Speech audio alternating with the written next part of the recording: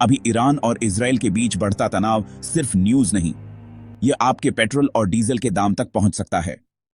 Middle east दुनिया का सबसे बड़ा ऑयल प्रोड्यूसिंग रीजन है। यहाँ के प्रमुख देश हैं सऊदी अरेबिया, इराक, कुवैत, कतार, यूएई और ईरान। ये देश दुनिया की एनर्जी सप्लाई का बैकबोन है, लेकिन जियोग्राफी बहुत ट्रिकी है।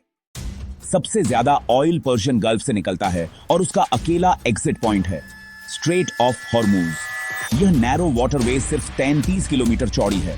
हर दिन लगभग 20 मिलियन बैरल्स क्रूड ऑयल इसी रूट से दुनिया भर में भेजा जाता है। अगर कोई कॉन्फ्लिक्ट या नेवल ब्लॉकेड होता है तो ग्लोबल ऑयल सप्लाई तुरंत प्रभावित होती है।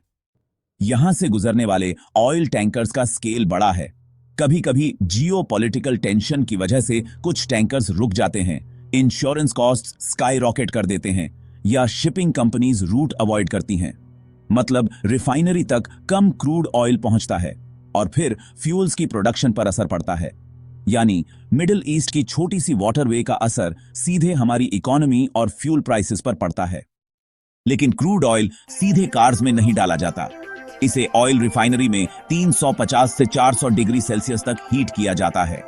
फिर फ्रैक्शनल डिस्टिलेशन कॉलम में अलग अलग लेयर्स में सेपरेट किया जाता है।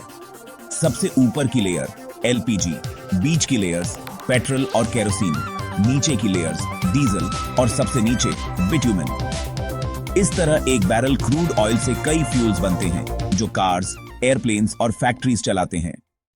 अगर स्ट्रेट ऑफ हॉर्मूज में ऑयल सप्लाई रुकती है तो रिफाइनरीज को कम क्रूड ऑयल मिलेगा, प्रोडक्शन कम होगी और पेट्रोल, डीजल, जेट फ्यूल के दाम बढ़ जाएंगे।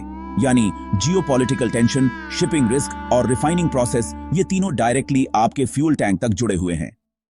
नेक्स्ट टाइम जब आप पंप पर फ्यूल भरें, याद रखिए मिडिल ईस्ट का एक छोटा सा रास्ता और वहां की जंग आपकी पॉकेट को भी प्रभावित कर सकती है।